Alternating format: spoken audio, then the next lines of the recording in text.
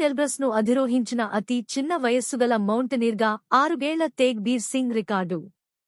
పంజాబ్కు చెందిన 6 ఏళ్ల తేగ్బీర్ సింగ్ ప్రపంచ రికార్డు సృష్టించాడు. యూరప్ మరియు రష్యాలో అత్యంత ఎత్తైన శిఖరమైన మౌంట్ ఎల్బ్రస్ ఎత్తు 18,510 అడుగులు లేదా 5,642 మీటర్లు ను అధిరోహించిన అతి చిన్న వయస్సు కలిగిన వ్యక్తిగా గుర్తింపు పొందాడు.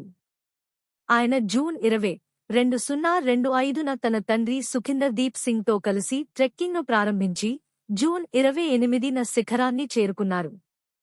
కబంటినో-బాల్కేరియన్ రిపబ్లిక్లోని mountaineering, rock climbing and sports tourism federation జారీ చేసిన ధృవపత్రం ప్రకారం తేగ్బీర్ ఈ శిఖరాన్ని 6 సంవత్సరాలు, 9 నెలలు, 4 రోజులు వయసులో అధిరోహించాడు.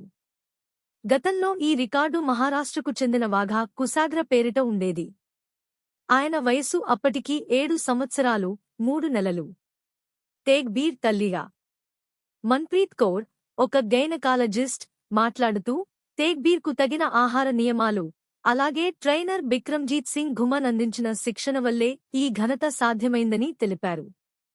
ఇది తేగ్బీర్ సాధించిన తొలి విజయమే కాదు.